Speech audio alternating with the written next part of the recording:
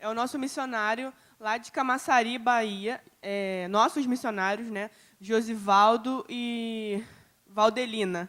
Eles trabalham com projetos de plantação de igreja lá. A irmã Elisângela vai nos ajudar na interpretação com a voz.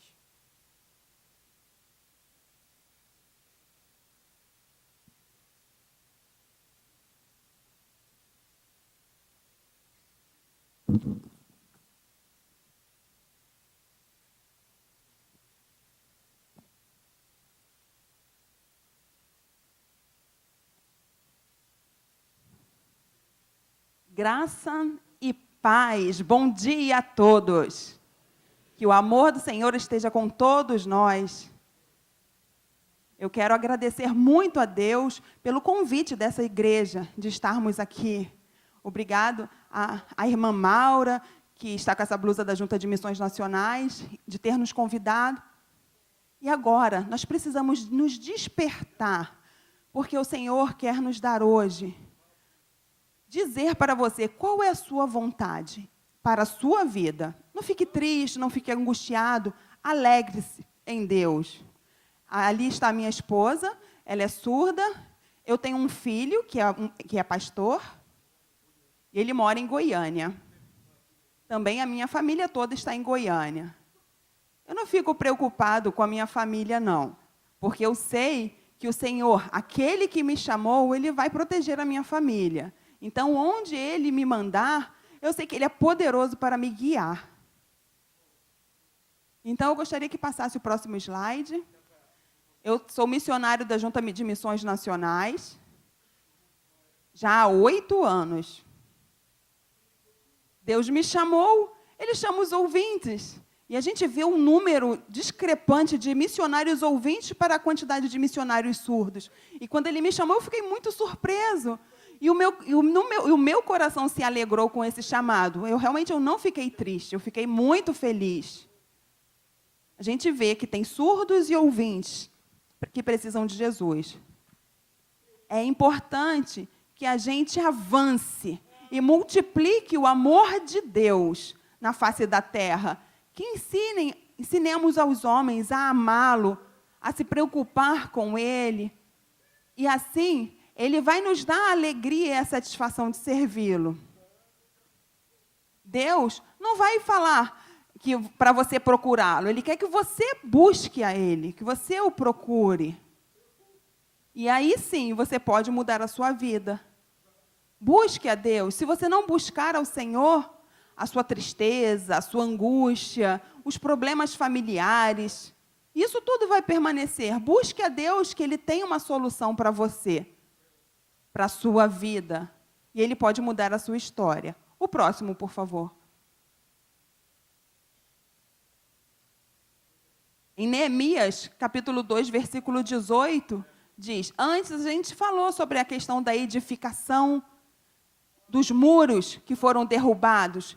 E ele diz, vamos, edifiquemos, fortaleçam-se. Isso você tem que fazer com seu coração feliz e firme no Senhor. Ore, leia a Bíblia, busque intimidade com Deus, que Ele vai te esclarecer quanto à vontade dEle. É possível. Não fica triste, não. Alegre-se. Olhe para Deus. Volta os seus olhos para Ele, que Ele vai encher o seu olhar de fogo, com o fogo da alegria da presença do Senhor. Às vezes, a gente vive num mundo de tanta influência ruim, que nos dá sentimentos ruins, e o mundo nunca nos traz paz. Sempre deixa o nosso sentimento, o nosso emocional prejudicado com drogas. Mas o Senhor não. Ele pode mudar tudo isso. Então, nós sabemos que estamos seguros em Deus. E você também. O próximo, por favor.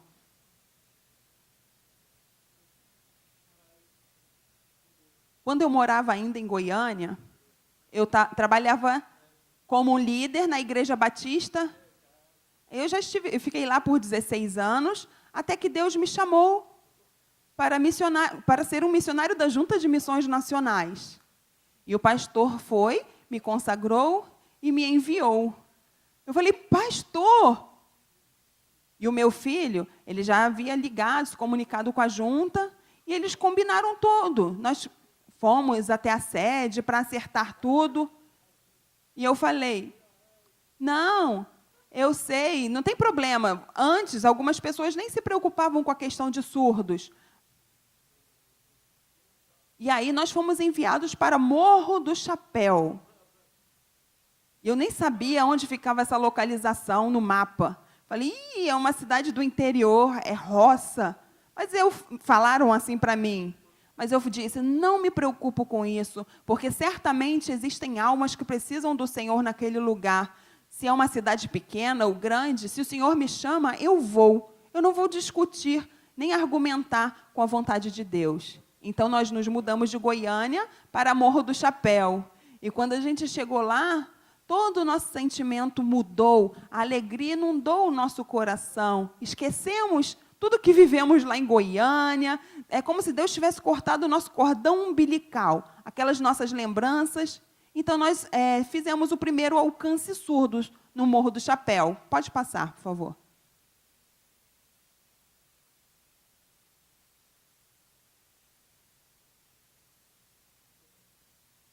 Veja aquele menino ali de camisa verde. Está do lado de um menino de short amarelo. Ele é um surdo.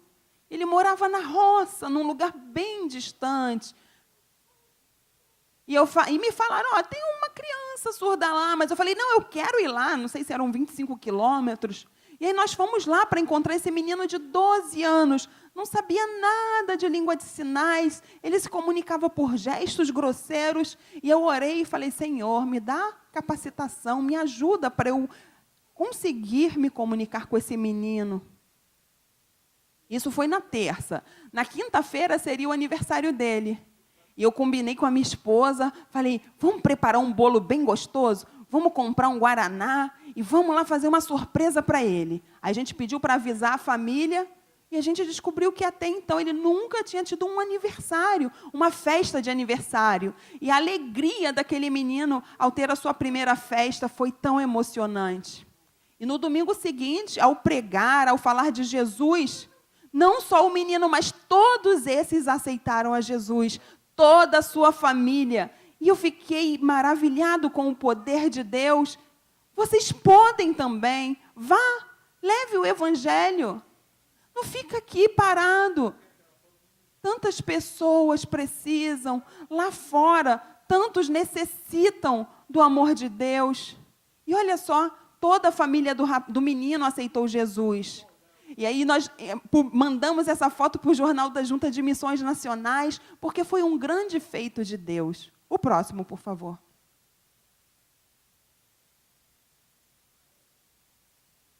Lá mesmo, no Morro do Chapéu, nós encontramos essa criança surda cega. Ela tinha 12 anos. E a mãe dela era uma pessoa muito violenta e a queimava com um cigarro. E a menina surda cega, sem poder se defender, era uma menina que vivia com medo e traumatizada. Qualquer toque, qualquer proximidade, ela já ficava espantada e com muito medo. E ela vivia com muita opressão. A tia dela pegou essa criança e levou para casa para criar. O próximo, por favor. Também, uma outra dificuldade por ser uma zona rural é que os surdos não tinham escolaridade. Então, eles eram acostumados com bebidas, cachaças. E a gente começou um estudo com eles. Porque sem escolarização, sem alfabetização, era tão difícil. E a gente conversou com esse rapaz aqui da frente, ele disse que ele tinha sonhado que Deus mandava um anjo para conversar com ele. E também, no sonho, tinha uma mulher muito bonita, uma prostituta, que chamava ele para ter relações sexuais. E ele, nesse sonho, ele tinha essa batalha espiritual. E eu pude conversar com ele. O próximo, por favor. Essa senhora de blusa verde, a igreja em Libras, lá em Morro do Chapéu, era em frente a um terreiro de candomblé. E eu ficava observando Essa mulher, ela bebia, ela cortava o pescoço do frango. Eu falei, puxa vida, queria muito ir lá pregar para ela, para essas pessoas. Até que um dia um ouvinte falou, vai lá pregar para essas pessoas do centro espírita. Vai não, vai você, é difícil. Aí um falando para o outro, não, não vou não. E essas almas precisam de Jesus, a gente precisa ter fé. Eu falei, eu vou. E eu orei, pedi a Deus capacitação, Senhor, me ajuda, me usa, me abençoa. Está vendo essa menina que está do lado dessa de blusa verde? Ela falou, por favor, ajuda a minha mãe, salva ela, fala de Jesus para ela. Eu falei, desculpa, eu não tenho intérprete, como que eu vou falar para ela? Lá em Morro do Chapéu, a gente ficou lá por 3 anos, em 3 anos, sem nenhum intérprete de Libras. Então, como que eu ia evangelizar? Como eu ia me comunicar? Às vezes eu tinha que escrever para as pessoas, mas as pessoas do interior não eram alfabetizadas, elas nem sabiam assinar seu nome, elas assinavam com a digital. Então eu comecei a orar. Por 3 anos depois, aquela moça ali de blusa listrada, vermelha e branca, ela falou, você quer fazer um curso de Libras? E o Espírito Santo falou para ela. Então, eu falei, obrigado, Deus, valeu mesmo. Deus falou com ela e ela já estava com o coração mais movido para isso. Eu falei, olha, eu orei e Deus me mostrou você. E você quer fazer um curso de Libras? E ela aceitou. E hoje ela é uma missionária, estuda teologia, está fazendo missões e teologia. Em 2 meses depois, vem cá, vamos lá, eu e você vamos no terreiro e a gente vai pregar. E ela aceitou. E ela foi ser minha intérprete.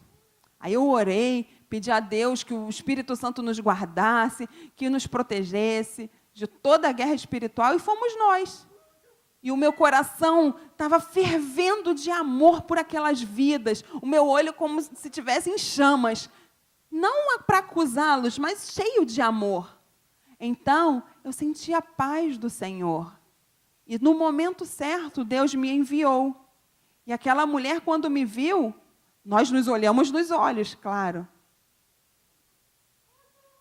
Ela disse, aqui é casa do diabo, aqui o mal impera, eu sofro muito, eu sempre sou jogada no chão, com possessões, eu sou uma escrava nesse lugar. E eu falei, algum pastor já veio pregar aqui? Ela disse, 7 já vieram aqui. E você não aceitou Jesus? Ah, não, as pessoas são tão ruins. E ela disse que ela teve uma experiência uma vez, pois na casa dela tinha uma cruz com Jesus pregado, e uma pessoa foi evangelizar e falou, isso aqui é do diabo, isso não é de Deus. Então isso trouxe muita confusão e angústia para essa mulher. E eu falei, não, querida, olha, eles devem ser malucos, não liga não, porque o Senhor não quer acusar ninguém, Ele quer te trazer paz. Para essas pessoas que evangelizaram, faltava amor e faltava ética, cuidado com as vidas. Então, conversando dessa forma, a mulher ficou um pouco mais leve. E eu disse, olha, eu não vim falar da sua religião, eu não vim falar da minha religião. A minha religião não é porque eu sou batista que é mais importante, não da Igreja Católica ou Assembleia de Deus. Eu vim falar com você sobre a palavra de Deus.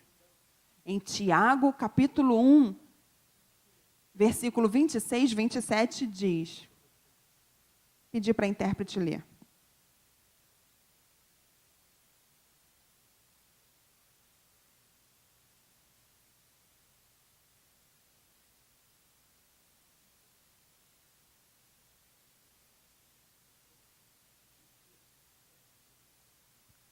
Tiago, capítulo 1, versículo 26 e 27. Alguém pode vir interpretar aqui?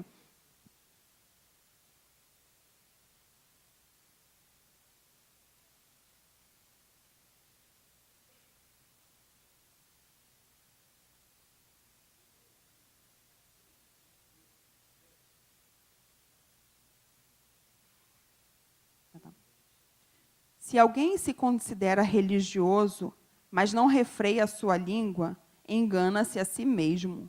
Sua religião não tem valor algum.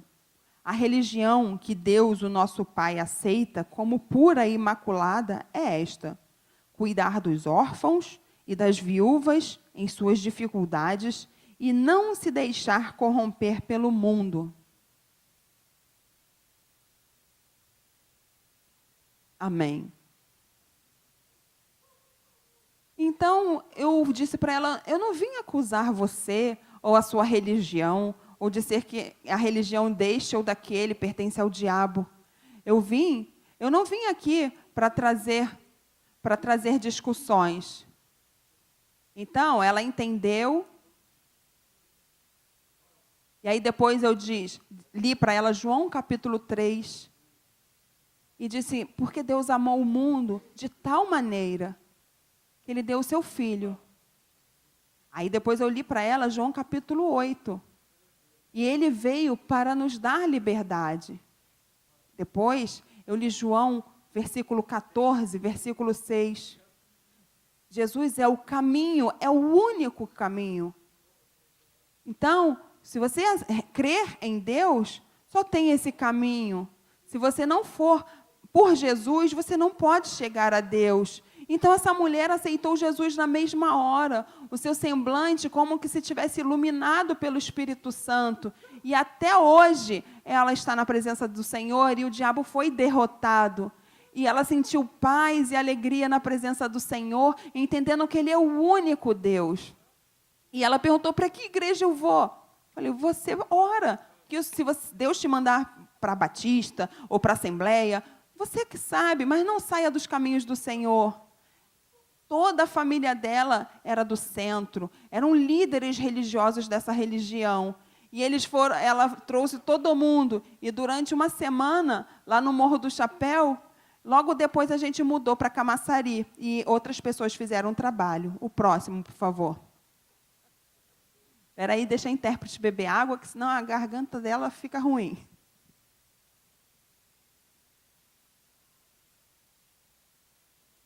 Então, eu trabalhei em Morro do Chapéu por 3 anos. Em 2012, naquela data ali, eu mudei para Camaçari. Próximo. Esse é o Alcance Surdo, um trabalho de missionários da Junta de Missões Nacionais para evangelizar surdos. O próximo, por favor. Antes, os surdos não tinham muitas igrejas, não tinha intérprete. Então, uma igreja que iniciou o trabalho, acabou o ministério, então todos esses surdos foram para o Salão das Testemunhas de Jeová. Quando eu cheguei lá em Camaçari, eu evangelizei esses surdos e 20 surdos foram e se converteram a Jesus. Ficaram só 6 lá. As testemunhas ficaram com muita raiva de mim. Ah, mas não posso fazer nada, o Espírito Santo me capacitou. Próximo. Aqui é um surdo evangelizando no coletivo, nos ônibus. E tinha um rapaz que ajudava interpretando. Próximo.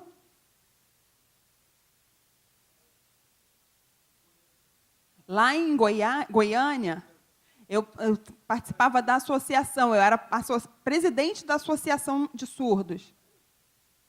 O Josivaldo, era o presidente da Associação de Surdos. Então, eu já tinha o costume de campeonatos de futebol, e então, no campo missionário, eu usei essas estratégias também, que foram muito válidas. Próximo.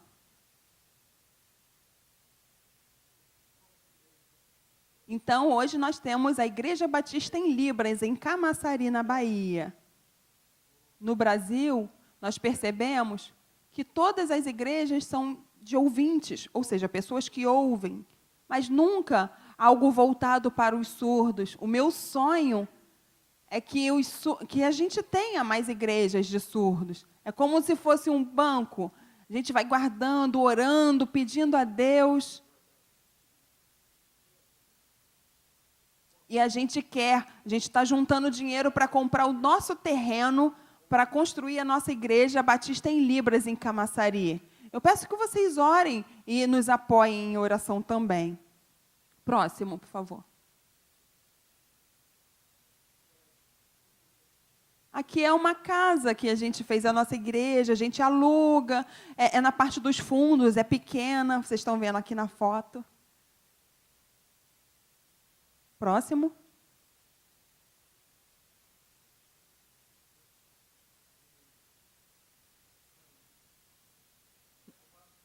Nós nos mudamos para uma outra igreja, no andar de cima, um outro espaço, e aí agora nós temos mais surdos. São aproximadamente 30, 40 membros surdos.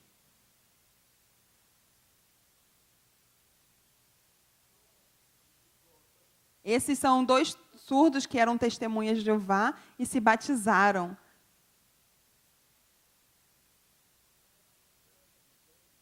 E aqui sou eu e a minha esposa, a gente indo de casa em casa, evangelizando em busca de surdos perdidos.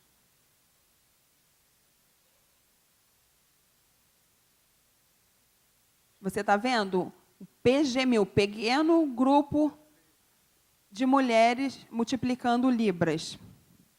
E a gente fazia pequenos grupos nas casas. Sexta-feira era a reunião do grupo de mulheres e eu fazia a reunião de homens. Então, nós falávamos de Jesus e a gente sempre tinha essas reuniões. Sempre tem essas reuniões. Como se fosse a EBD, a Escola Bíblica.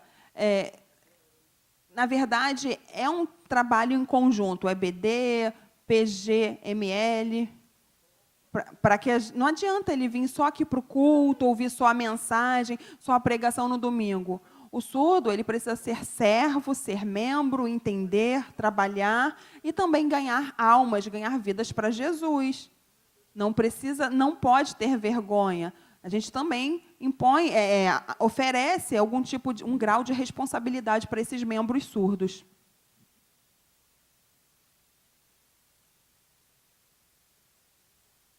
Aqui, a esse surdo, os seus pais, ou os pais são ouvintes, ciganos, e essas crianças são crianças surdas. Os 2 meninos. Um tem 3 anos, adora botar oferta aqui no gasofilácio. Todo domingo ele quer botar uma moedinha. Mãe, me dá uma moedinha. E fala com a mãozinha dele pequenininha, Deus, é para o Senhor. Puxa, eu me emociono tanto sempre que eu vejo esse menino fazendo esses sinais e oferecendo a Deus. Eu e a minha esposa, nós fizemos também uma festa para ele ficou muito alegre. E a gente vê o amor dele de trazer as ofertinhas dele para o Senhor.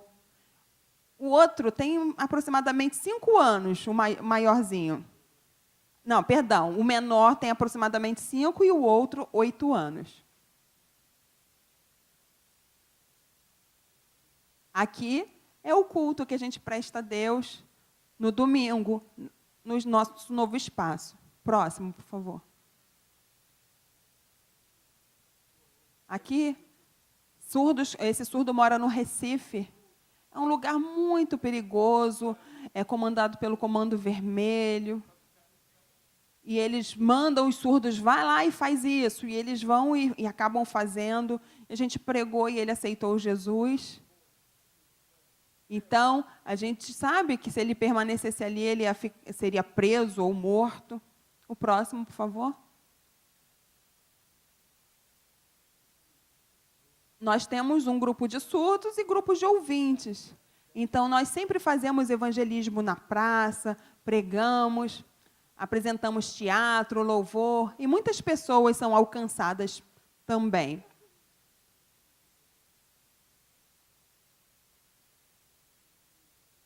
Aqui é uma surda louvando. Nós temos um baterista, o nosso baterista é surdo também.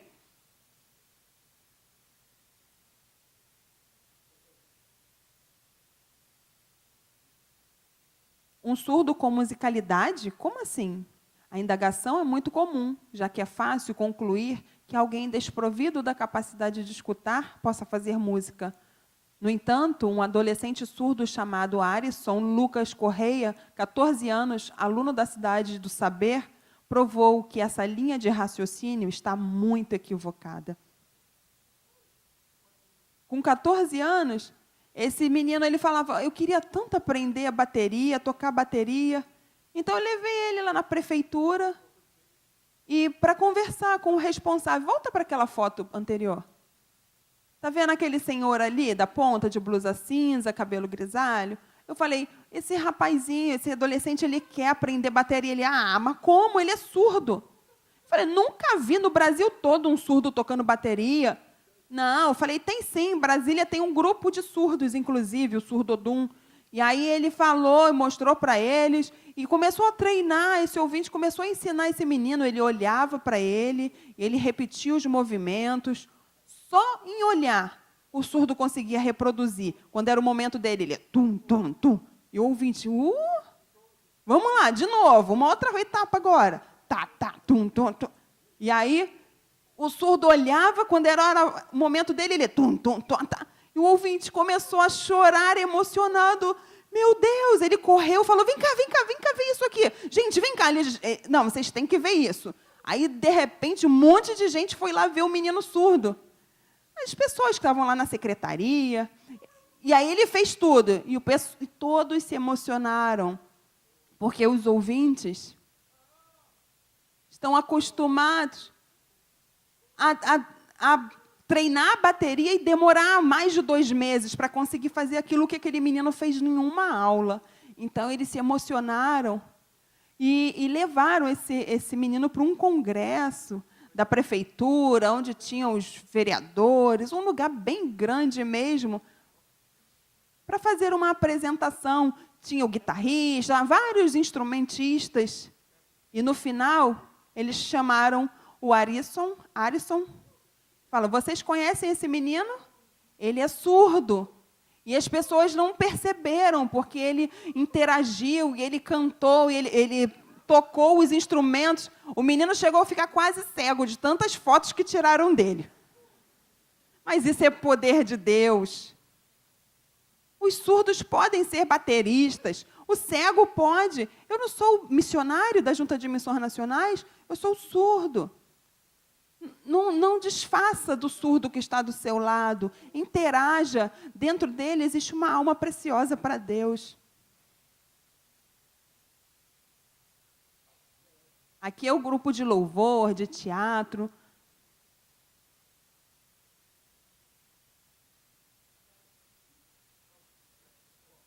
Lembra que eu falei que faltavam 6 testemunhas de Jeová? Acabou. Aí agora só faltam 5. Mas esse aqui aceitou Jesus. O número diminuiu. As testemunhas de Jeová ficam com muita raiva de mim lá, mas...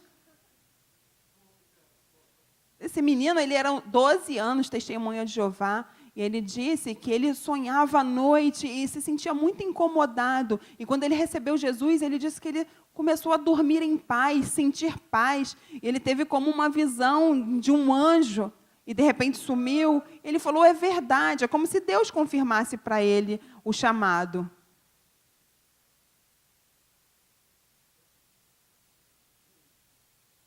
Segundo os dados do IBGE, a população surda de Camaçari são de 6 milhões de surdos. 6 mil surdos.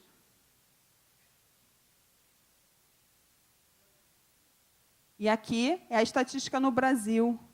Olha quantos surdos. 9,7 milhões de surdos. Em Salvador, olha a quantidade, 477 mil surdos. E só tem um missionário surdo lá na Bahia. Aqui é uma turma de ouvintes e surdos vocacionados para o trabalho específico. Então, eles se preparam aqui, fazem um treinamento na Junta de Missões Nacionais aqui no Rio de Janeiro e são enviados para várias regiões.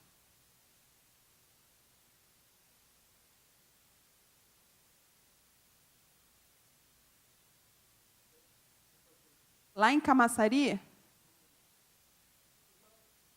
nós tínhamos 2 surdos que foram lá pregar em Amapá, e eles encontraram 3 surdos cegos, e eles pregaram para essas crianças, para esses surdos, e eles entenderam a palavra de Deus também. Êxodo 4:11 diz, porém o Senhor lhe disse, quem dá a boca ao ser humano? Quem faz com que ele surdo ou mudo? Quem lhe dá a vista ou faz com que fique cego? Sou eu, Deus, o Senhor. É Deus que criou o surdo, o cego, o surdo cego. Então não adianta ficar falando, isso daí é maldição de família, por isso que nasceu surdo. Eu sou surdo e agradeço a Deus. Em Levíticos 19 diz, não amaldiçoe um surdo, nem ponha na frente de um cego alguma coisa que o faça tropeçar. Tenha respeito para comigo, seu Deus, eu sou o Senhor. Então, o preconceito, a discriminação, é falta de respeito com Deus. Nesse lugar, em Marituba, no Pará, em Belém do Pará, é bem perto, mais ou menos 1 hora de Belém. Essa mãe e aquele menino com 9 anos, eles quase morreram, quase se suicidaram. Faltava muito pouco, porque os avós, ela teve uma separação, os tios, todo mundo começou a rejeitá-la porque o filho nasceu surdo. Então, essa mulher começou a se sentir muito oprimida e chorava porque todos rejeitaram, o marido largou ela, e era uma fofocada, todo mundo falando que esse menino era fruto do diabo que fez isso. Então, através do alcance surdos da Junta de Missões Nacionais que nós fomos lá, a minha esposa chegou até essa casa e bateu na porta. Tinha uma intérprete com ela e falou, sim, tem um surdo aqui. E a mãe disse que no dia anterior, ela tinha falado para ela, espera, não faça nada com a sua vida. Ela ia se matar um dia antes, mas Deus falou, espera. E no dia seguinte, a minha esposa bateu na porta dela e ela começou a contar, eu sou rejeitada pela minha família porque eu tenho um filho surdo. E a minha esposa começou a explicar esses versículos que nós lemos agora, e ela viu que nós somos surdos e nós temos capacidades, potencialidades, lemos a palavra, apresentamos para ela Êxodo, e falou, quem fez o surdo? E durante 15 dias, começamos a trabalhar com essa mãe e ensinar o garotinho a Libras. E daqui a pouco, em 15 dias, ele já estava falando, mamãe, eu te amo, em língua brasileira de sinais. Então, ele aprendeu rapidamente língua de sinais, ele aceitou Jesus, e a família toda percebeu que ele tem potencial e ele foi criado por Deus também. Eu também comecei a bater nas portas, e aí encontramos surdos de 16 anos, e evangelizávamos. E a gente perguntava, você quer aceitar Jesus? E depois se eles aceitavam o estudo bíblico. E aí, quando a gente retornava no dia seguinte, a porta estava fechada, não tinha ninguém. E a porta fechada. No dia seguinte, as portas fechadas. Então, eu e um outro missionário, a gente começou a orar, Senhor, abre essas portas, abre essas portas. Aí, no dia seguinte, as portas estavam abertas e nós louvávamos a Deus. E o que aconteceu que a sua porta estava fechada ontem? Ah, desculpa, a minha avó, ela foi ao centro e ela não aceita a sua visita, ela não queria que você estivesse aqui.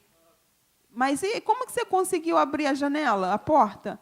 Ah, não, eu senti de Deus que eu deveria abrir.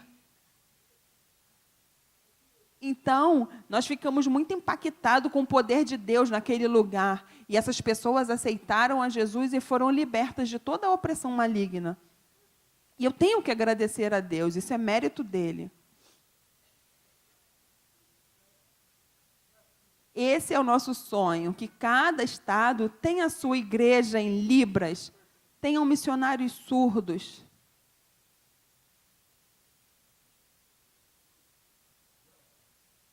Eu e minha esposa participamos do PAN. Vocês conhecem, sabe o que é o PAN?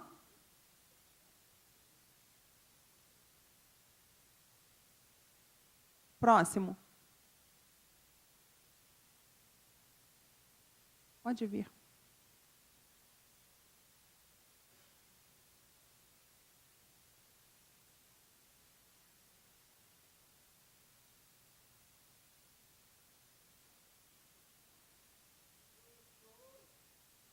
Todos nós precisamos orar pela obra, pedir ao Senhor que nos capacite.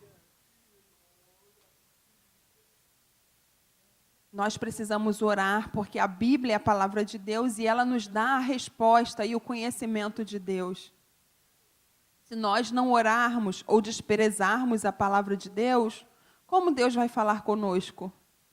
Então, dentro da Bíblia tem os conceitos, tudo o que precisamos, tudo o que o Senhor quer para a nossa vida, a nossa regra de fé e prática. Ele nos dá paz, Ele nos dá sabedoria, nos aconselha, nos informa o que devemos fazer. Um advogado, um médico, um engenheiro, por exemplo, os intelectuais, eles têm os seus manuais de estudos, os seus livros de estudos. E o Senhor não pede que você leia uma enciclopédia. Não, Ele pede que você leia a Bíblia. Somente a Bíblia. E esse livro, a palavra de Deus, pode mudar a sua vida. E através do conhecimento que nele há, você pode conhecer Jesus e ir para o céu. Que o Senhor abençoe a sua vida.